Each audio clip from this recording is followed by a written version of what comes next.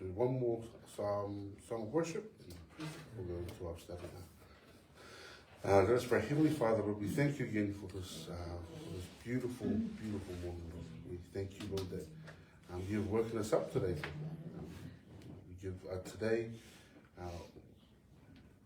to you, Lord. We give all the glory and praise to you, Lord. We thank you, Lord, for allowing us to gather together as we praise and worship you, Lord.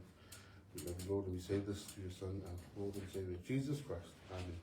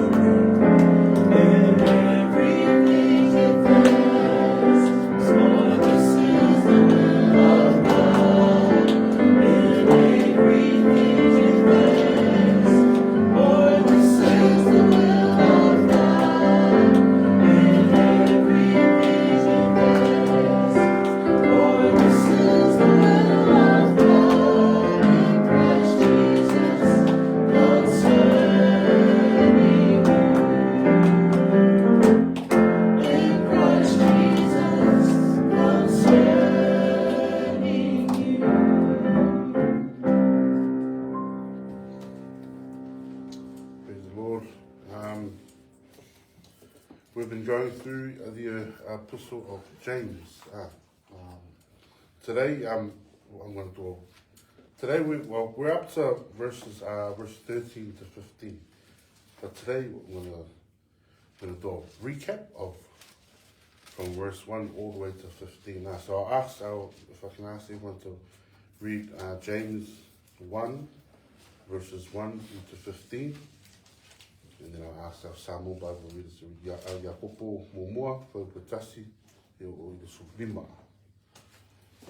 James 1, verses 1 through to 15, please. We're gonna try and remind everyone who we are. So James 1, verse 1 to 15. James, a bond servant. English Bible readers, James, a bondservant of God and of the Lord Jesus Christ, to the 12 tribes which are scattered abroad. Greetings. My brethren, count it all joy when you fall into various trials, knowing that the testing of your faith produces patience. But let patience have its perfect work, that you may be perfect and complete, lacking nothing. If any of you lacks wisdom, let him ask of God, who gives to all liberally and without reproach, and it will be given to him. But let him ask in faith, with no doubting, for he who doubts is like a wave of the sea driven and tossed by the wind. For let no man suppose that he will receive anything from the Lord. He is a double-minded man, unstable in all his ways. Let the lowly brother glory in his exaltation, but the rich in his humiliation. Because as the flower of the field he will pass away. For no sooner has the sun risen with a burning heat than it withers as the grass. Its flower falls, and its beautiful appearance perishes. So the rich man also will fade away in his pursuits. Blessed is the man who endures temptation, for when he has been approved, he will receive the crown of life, which the Lord has promised to those who love him. Let no one say when he is tempted, I am tempted by God. For God cannot be tempted by evil, nor does he himself tempt anyone. But each one is tempted when he is drawn away by his own desires and enticed. Then, when desire has conceived, it gives birth to sin, and sin, when it is full grown, brings forth death. I realised how far we had gone through in James 12, consolidating all my notes last night. Aksa Samoan Bible readers, I kupo momoa, koe po tasi se o suru lima. Ia. Wa o ia ia koko, mare o na le tua mare o Yesu Kirisu. O wana whātu I tua I na se furu mane lua, whātara o ina. O soe, ia o tō na nanti, o le mea fia te lea I te aroa o tō o asese. Ina o o tō lua, tō ina o tō whātu tua, ni tu wai o sa. Ia atua le ngā mea o sa. Ina ia atua ai, ia sao na le ai tō. Ia le se le tasi titi wāna. Ai a whai wa le ese koto I so o tō. Ina o le atu ia I le atua. O le fua te le mai tangata uma ma le tō tatua. O le fua ina mai ai le ai te ia. A ia o le atu ma whātu tua. Au walaga nei masau salu. Wa o le masau salu. Tu saia ma le pia o le sani o so o le tana. Au walaga nei manatu le tangata na te maua se me tasi mai le li. O te tangata whaaro tō lua. Whaari tau I o nā uma. Ia o le oli le usuna tiva na ua whaamaua mai na ua. A o le maua ia o le oli o ia na ua whaamaua na ua. A wae makai atu ia pe o fumo o la hao. Wa pe a wa I la ma le menela. Mai mai le bawa. O manili fo I lona fumo. Ma ua whaama sia lona masta mo fie. Whaia fo I lona pai atu o tanga ma ua I lona ama. A muia le tangata o le musai I whaaso sona. Wa umona toto fo ina. Ne maua ia le pare lona. Fola ina mai le li I anu whaatu I te ia. A whaaso so ina te tasi. A ua whaatea. So whaaso so ina ako mai le tua. A wai le whai le whaaso so ina o le tua I le ama. O le whaaso so fo o ia te tasi. A ua te tasi whaaso so ina. E ato sina mai le ia. Lona la tutu na lau. E a tōre tu le lau. Whanau mai e leo na sana. A tutua le sana. Kuna whanau mai e leo le muti.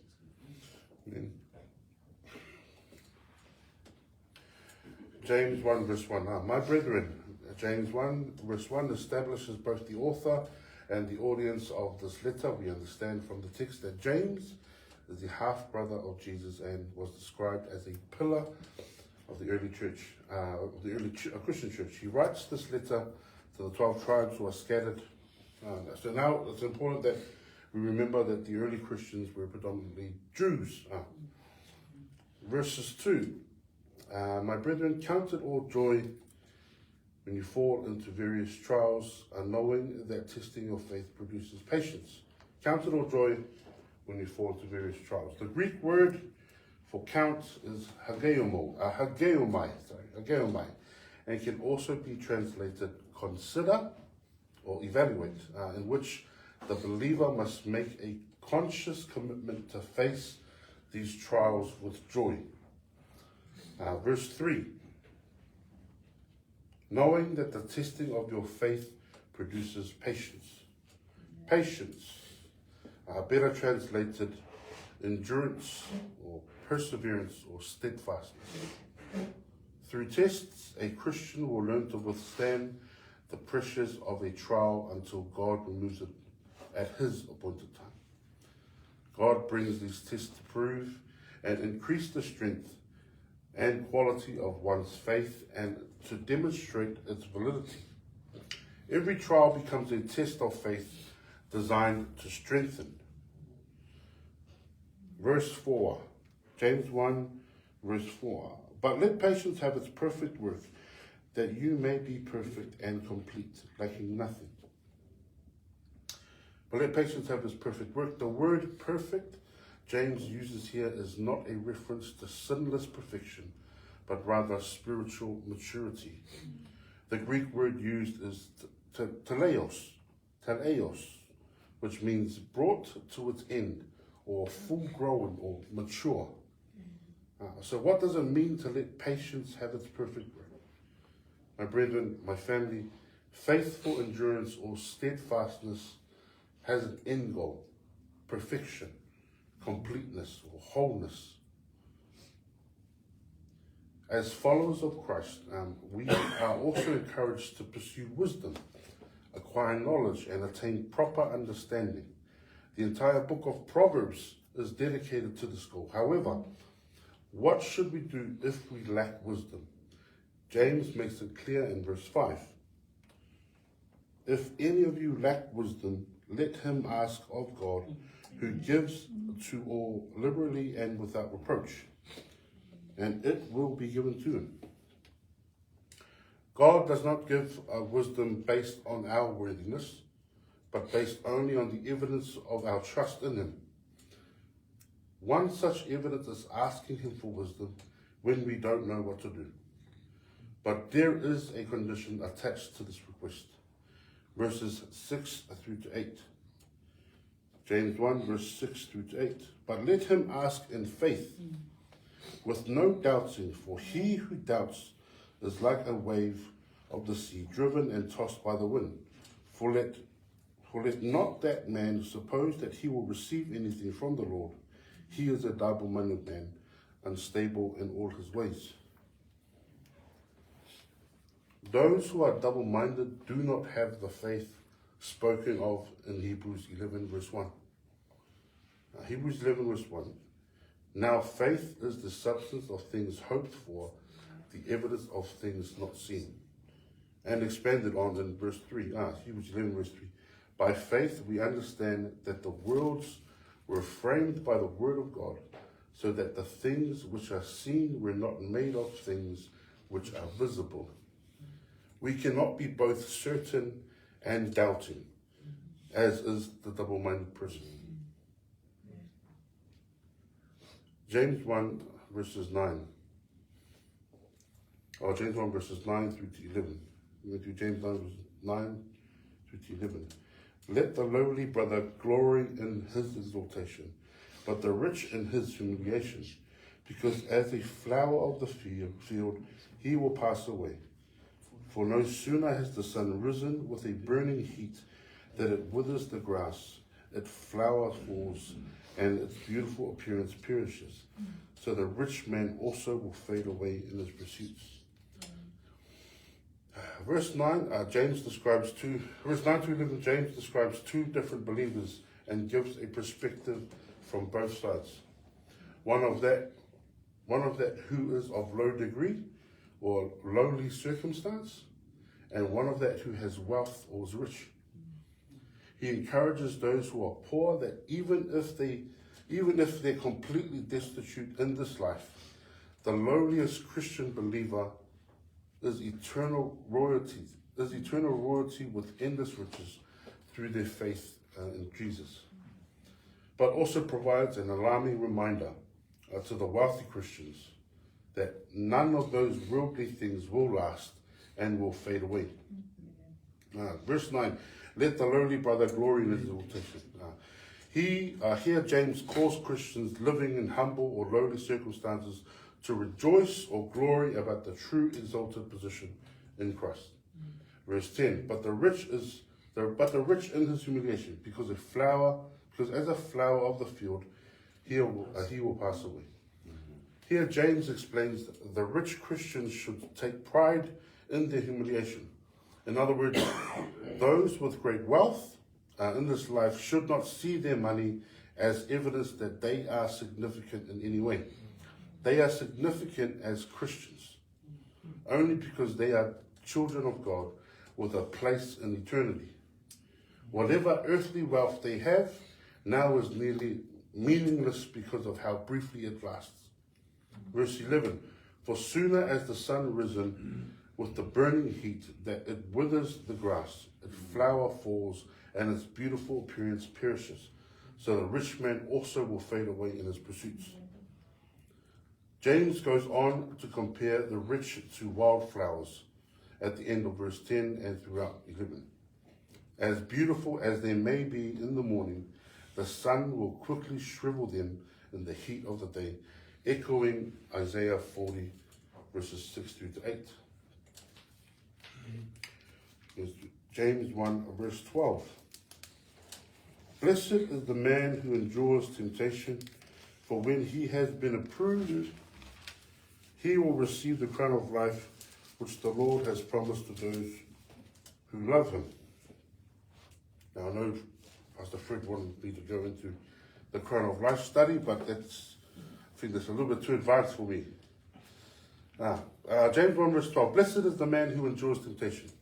James echoes here the thought that he began in verse 2 of this very letter, where he called on believers to look at hard times and categorize them as joyful things. Why? Because our faith only grows stronger when tested by trials.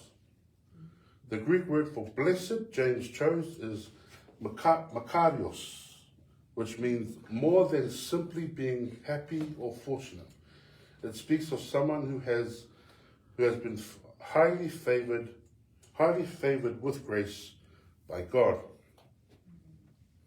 Being blessed describes an inner joy that is undisturbed by outward circumstances because it comes from resting and trusting in the Lord.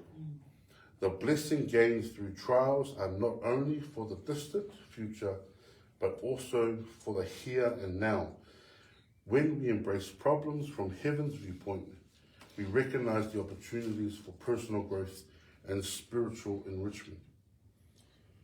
If you remember in verses 3 and 4 of this letter, James, after writing to the brethren, counted all joy when faced with trials, encourages them to embrace it, that it will strengthen their patience, strengthen their steadfastness. So when they fully develop, they will be complete, lacking nothing. Which brings us to today's text, James 1, verses 13 to 15. I'll ask everyone to read James 1, verses 13 to 15, please. Our English Bible readers, James 1, verse 13 to 15. Let no one say he is tempted. Let no one say he is tempted. I am tempted by God. For God cannot be tempted by evil, nor does he himself tempt anyone. But each one is tempted when he is drawn away by his own desires and enticed. Then desire is conceived, gives birth to sin, and sin, when it is full grown, brings forth death. Our Samoan Bible readers from Mole, Jacob, Mumofa, Busutoros, Sublima. Yeah.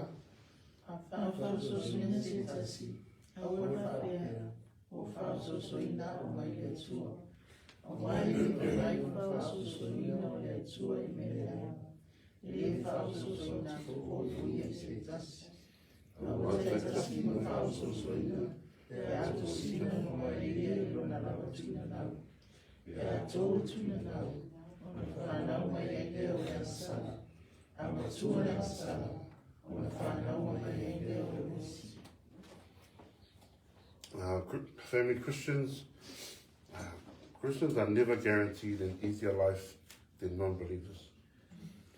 Quite the opposite. Being a friend to God means being an enemy to the fallen world. As referenced in John 16, verses 1 through to 4. So the trials will come. The trials will test our faith, but the temptation to be unfaithful to God during hardship is not from him. He is, by definition, good. He can't be tempted by evil. He tempts no person with evil. The same Greek word translated trials is translated temptations. Here is translated temptations here. Sorry. James's point is that every difficult circumstance that enters a believer's life can either strengthen him if he obeys God and remains confident in his care, or become a solicitation to evil if the believer chooses to doubt God and disobey his word. God, by his holy nature, has no capacity for evil or vulnerability to it. Therefore, cannot be tempted, nor does he tempt anyone. God purposes trials to occur, and in them allows temptation to happen. But he promised not to allow more than believers can endure, and never without a way to escape by. If we turn our Bibles to 1 Corinthians 10, 1 Corinthians 10 verses 12 to 13. I'll ask our Samoan Bible readers to read Mō Korinito, Whaupasūroa i Sūtoro, and then I'll read our 1 Corinthians 10 verses 12 to 13. Our Samoan Bible readers, Mō Korinito, Se Furu, Whaupasūroa i Sūtoro. And mō mai, whetau, ia. Nei, o le manatu o lo tūia, I ngā whai te ia nei kou, o le o tō si tō e se I tangata. O whahaoni le tua, o le na te le tui ngā tō mai si, se mea o tō rawatia, a sauni fo whatasi ma tō se mea sawai, le o tō rawatia. Amen. 1 Corinthians 10, verses 12 to 13. Therefore, let him who thinks he stands take heed lest he fall. No temptation has overtaken you except such as is common to man. But God is faithful, who will not allow you to be tempted beyond what you can be, what you are able. But with the temptation will also make the way of escape, that you may be able to bear it. So where does temptation come from? Verse 14 will explain, James 1 verse 14 will explain where the lure to reject God actually comes from. James 1 verse 14. But each one is tempted when he is drawn away by his own desires and enticed. His own desires. This refers to lust, the strong desire of the human soul to enjoy and acquire something to fulfill the flesh.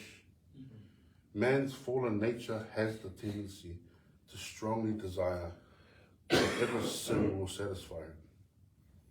The temptation to sin comes from inside our own house. In other words, we are lured away from God in the midst of trials by our own desires. James 1 verse 15. Then, when desires have conceived, it gives birth to sin, and sin, when it is full grown, brings forth death. Here James warns us of the consequence of giving into our desire, which is falling into sin. In the previous verse, James made it clear that the temptation to sin always comes from within ourselves. It's never God's fault. No matter how terrible our circumstances are, the desire to sin is still ours. We are tempting ourselves to sin. God provides trials and ordeals as a way to exercise our faith in order to make it stronger. The law of giving up, sinning, and defying God is not the purpose of his will. Brethren, the temptation may still bring forth sin, but sin, if cancelled by the blood of Christ, will no longer bring forth death. Romans 6 verse 23. For the wages of sin is death, but the gift of God, the gift of life, the gift of God is eternal life in Christ Jesus our Lord.